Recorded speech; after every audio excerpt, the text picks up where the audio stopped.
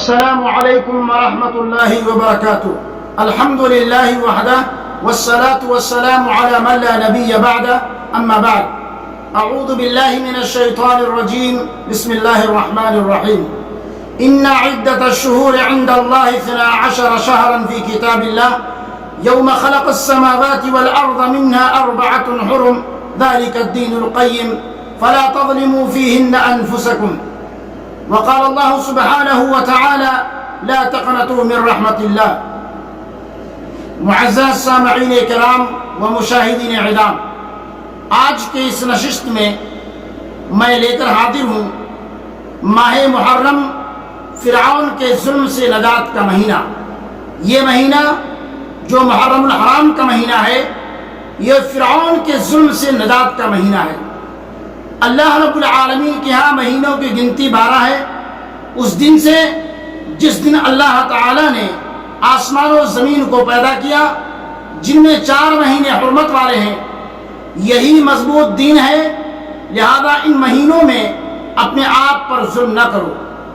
ابو بکر رضی اللہ عنہ سے مروی ہے کہ نبی کریم صلی اللہ علیہ وسلم نے فرمایا کہ سال کے 12 مہینے ہوتے ہیں، جن میں 4 مہینے حرمت والے ہیں، 3 تو لگاتار پے در پہ ہیں، ذی القعدہ، ذی الحجہ اور محرم، اور رجب جو جمادی الاخر اور شعبان کے درمیان ہے.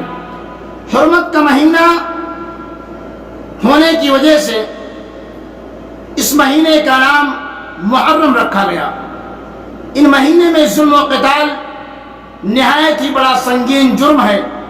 حالانکہ ظلم تو ہر حال میں ظلم ہے، مگر حرمت کے مہینے میں اس کی سنگینی کچھ اور ہی زیادہ ہو جاتی ہے. جب ظلم گزرتا ہے حد سے، قدرت کو جلال آ جاتا ہے. جب ظلم گزرتا ہے حد سے، قدرت کو جلال آ جاتا ہے. فرعون کا سر جب اٹھتا ہے، موسیٰ کوئی پیدا ہوتا ہے. میرے بھائیوں، تاریخی لحاظ سے یہ مہینہ بڑی اہمیت کا حامل ہے. اللہ تعالیٰ نے اسی مہینہ میں فرعون کو سمندر میں ڈبو کر ہلاک کیا تھا. چونکہ فرعون کا ظلم اور جبر اپنی انتہا کو پہنچ چکا تھا، مگر جب اللہ کی گرفت ہوئی اور فرعون اور فرعونی غرقاب ہو گئے، تو اس کے بعد موسیٰ علیہ السلام اور ان کی قوم نے سکھ اور چین کا سانس لیا. اور موسیٰ علیہ السلام نے اللہ تعالیٰ کے شکرانے کے طور پر روزہ رکھا. ذی الحجہ کا مہینہ اگر نمرود کے مقابلے میں ابراہیم علیہ السلام کی فتح کا مہینہ ہے، تو دوسری طرف محرم الحرام کا مہینہ فرعون کے مقابلے میں موسیٰ علیہ السلام کی فتح کا مہینہ ہے. اس لیے کہ اللہ تعالیٰ کا ایک نظام ہے، اللہ تعالیٰ کا ایک اصول و قانون ہے کہ ہر ظالم کو ہر ایک مقررہ وقت تک کے لیے مہلت دیتا ہے. پھر جب اس کی گرفت کا وقت آ جاتا ہے، جب اس کو پکڑتا ہے تو بڑی سخت پکڑتا ہے. دشمن خواہ کتنا ہی طاقتور ہو جائے، پاور نہیں بلکہ سپر پاور ہو جائے، اس سے بھی بڑا کسی پاور اور اختیار کا مالک ہو جائے، وہ اللہ کی قوت کے آگے بے بس ہے. موسیٰ علیہ السلام نے جس دور میں دعوت توحید کا آغاز کیا تھا، وہ فرعون کا عروج کا تھا. فرعون آپ کی پیدائش سے قبل بنی اسرائیل کے سارے بچوں کو ذبح کرا دیتا اور بچیوں کو زندہ چھوڑ دیا کرتا. مگر موسیٰ علیہ السلام کو اللہ نے نبی بنا کر بھیجا، تو فرعون کے دربار میں یہ کہہ کر بھیجا کہ اننی معکما اسمع وارا، کہ سننے اور دیکھنے کے لحاظ سے میں تم دونوں کے ساتھ ہوں.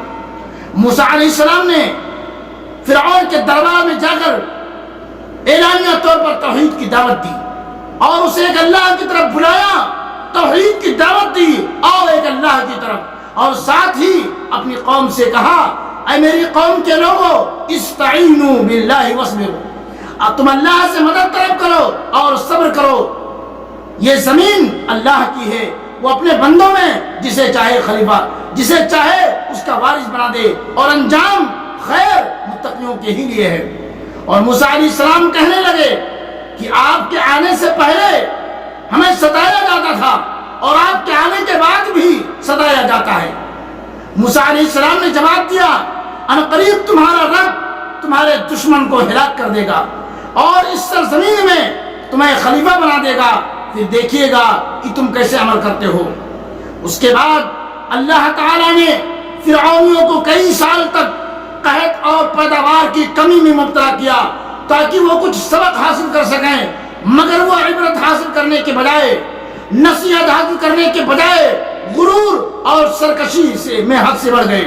حق و باطل کا معرکہ قائم رہا، ظلم و زبردستی کی تاریخ لکھی جاتی رہی، دعوت توحید جاری رہی، فرعون کا غرور اور گھمنڈ سر چڑھ کر بولتا رہا۔ اس کے بعد اللہ تعالیٰ نے موسیٰ علیہ السلام کو حکم دیا کہ اپنی قوم کو لے کر مصر سے نکل جاؤ۔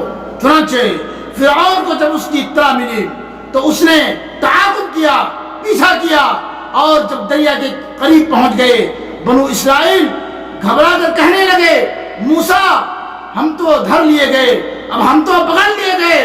موسیٰ علیہ السلام نے کہا، گھبراؤ نہیں، اللہ ہمارے ساتھ ہے۔ پھر اللہ کے حکم سے موسیٰ علیہ السلام نے اپنی لاٹھی کو پانی پر مارا اور دریا میں 12 راستے بن گئے۔ موسیٰ علیہ السلام نے جب اپنی لاٹھی کو دریا کے اندر مارا تو اس دریا کے اندر میرے بھائیوں 12 راستے بن گئے، جس سے موسیٰ علیہ السلام اور بنو اسرائیل سمندر پار کر گئے۔ پیچھے سے فرعون نے آ کر کہا، چلو یہ راستہ تو میرے لیے بھی ہے، اور اپنی لاؤ لشکر کو لے کر فرعون سمندر پار کرنے لگا۔ چنانچہ اللہ تعالیٰ نے اسے وہی غرق کر دیا اور دنیا والوں کے لیے اس کی موت کا سامان عبرت بنا دیا۔ میرے بھائیوں، جب ظلم گزرتا ہے حد سے قدرت کو جلال آ جاتا ہے، جب ظلم گزرتا ہے حد سے قدرت کو جلال آ جاتا ہے۔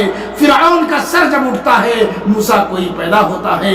یہ عظیم واقعہ اسی محرم الحرام کی 10 تاریخ کو پیش آیا۔ اس واقعے سے معلوم ہوا کہ اصل قوت اللہ کے پاس ہے اور مسلمان کبھی مایوس نہ ہو۔ میرے بھائیوں، مسلمان بھائیوں، آپ کو مایوس نہیں ہونی چاہیے۔ لا تقنطوا من رحمت اللہ، تم اللہ کی رحمت سے کبھی نا امید نہ ہو۔ موسیٰ علیہ السلام فرعون کے مقابلے میں کتنے، موسیٰ علیہ السلام کمزور، لیکن اس کے مقابلے میں فرعون اپنی طاقت کے اعتبار سے، اپنی قوت کے اعتبار سے نہایت ہی قوی تھا۔ لیکن اللہ رب العالمین نے کس طریقے سے موسیٰ علیہ السلام کو فرعون کے ظلم سے بچا لیا اور فرعون کو اسی سمندر کے اندر اس کی قوم اور لاؤ لشکر کو میرے بھائیوں ڈبو دیا۔ معلوم ہوا اصل قوت اللہ کے پاس ہے۔ مسلمانوں، گھبراؤ نہیں، گھبرانے کی ضرورت نہیں ہے۔ مسلمانوں، کبھی مایوس نہیں ہونا چاہیے۔ دنیا کے موجودہ حالات کے تناظر میں چاہے ہندوستان ہو، چاہے آدمی کتنا ہی ظلم کر لے، لیکن ایک نہ ایک دن اللہ کی گرفت میں، اللہ کی پکڑ میں وہ ضرور آئے گا۔ موجودہ حالات کے تناظر میں ہم خصوصی طور پر اس واقعے سے عبرت حاصل کریں اور اللہ رب العالمین کی اطاعت کریں۔ اللہ رب العالمین سے اپنے گناہوں، اپنے غلطیوں کی معافی اور تلافی کریں اور اللہ رب العالمین کی اطاعت کے ذریعے سے اپنے تعلقات کو مستحکم اور مضبوط رکھیں۔ اللہ رب العالمین سے اللہ سے دعا ہے کہ اللہ رب العالمین ہم تمام مسلمانوں کو اللہ رب العالمین ظالم کے ظلم سے اللہ رب العالمین تو بچائے، اور اس ماہ محرم کی جو فضیلت ہے اللہ تعالی ہم تمام مسلمانوں کو اس فضیلت کو اپنانے اور اس پر عمل کرنے کی توفیق عطا فرما، اور جو اس مہینے کی بدعات و خرافات ہے اللہ رب العالمین ہم تمام مسلمانوں کو اس ماہ کی بدعات و خرافات سے بچائے۔ آمین یا رب العالمین۔ وآخر دعوانا ان الحمد للہ رب العالمین، والسلام علیکم ورحمۃ اللہ وبرکاتہ۔